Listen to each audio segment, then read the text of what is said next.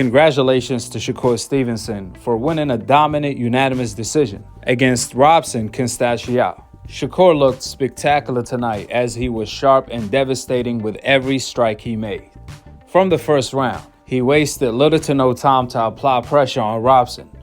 Robson was looking for the right, as Shakur was looking for the left. However, it was Shakur Stevenson that kept getting to the target first.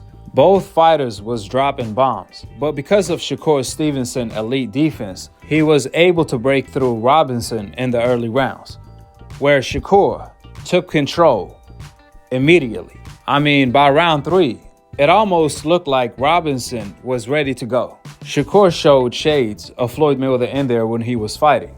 In fact, this fight reminded me of how Floyd Mayweather was applying pressure on Zab Judah and kept breaking him down.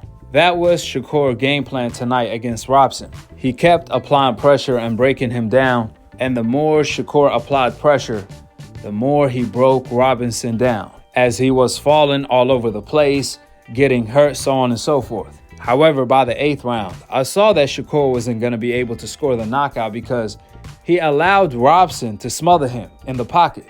Robson is a veteran. He made it hard for Shakur as he was holding, making the fight ugly, where it made it harder for Shakur to land a clean shot. That's when Shakur stopped applying pressure, which is exactly what Robson wanted, since Robson Conceição was breaking under pressure.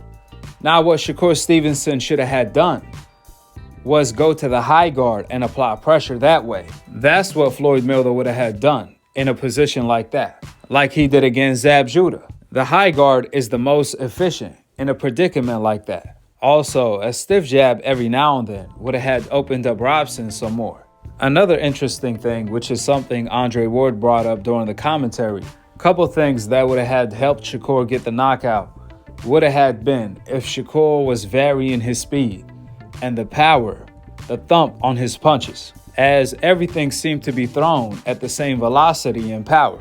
See, Andre Ward understands that sometimes a fighter has to calm his opponent down by making him feel like everything is going to be all right, by throwing combos with no steam behind the punches and put the real steam behind the punches you're trying to set up. However, it's really hard to knock an opponent out that's only looking to survive the way Robson was.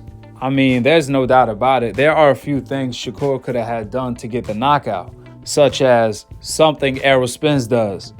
When the opponent trying to grab you, pull back like you squatting in order to prevent the opponent from grabbing you, then punch afterwards. However, these are nothing but the cherry on top. In my eyes, Shakur already overperformed against the gold medalist that beat Lomachenko in the amateurs.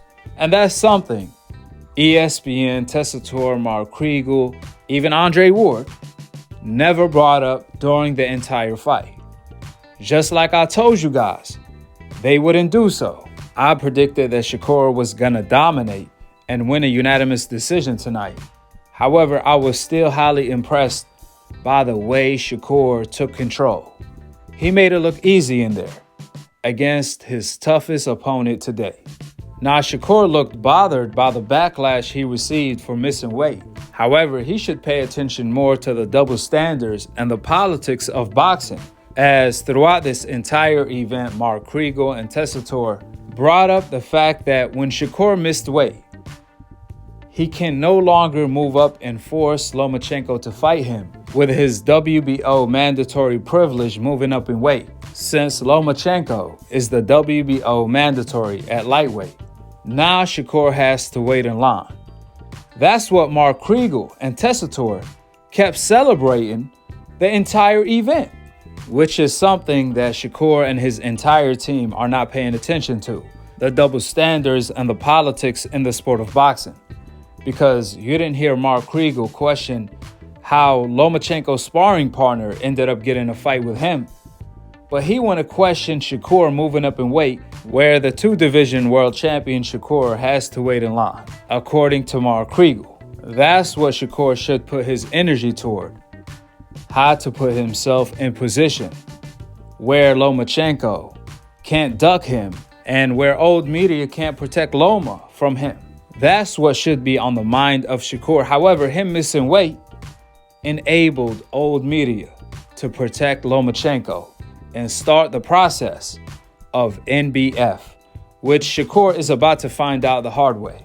However, I'm going to talk about that on another video, so be on the lookout for the cookout. So drop your thoughts in the comment section below, subscribe below, and click on the notification bell to be continued on the next episode of AKHi, AKHi TV. Peace, and I'm on to the next one.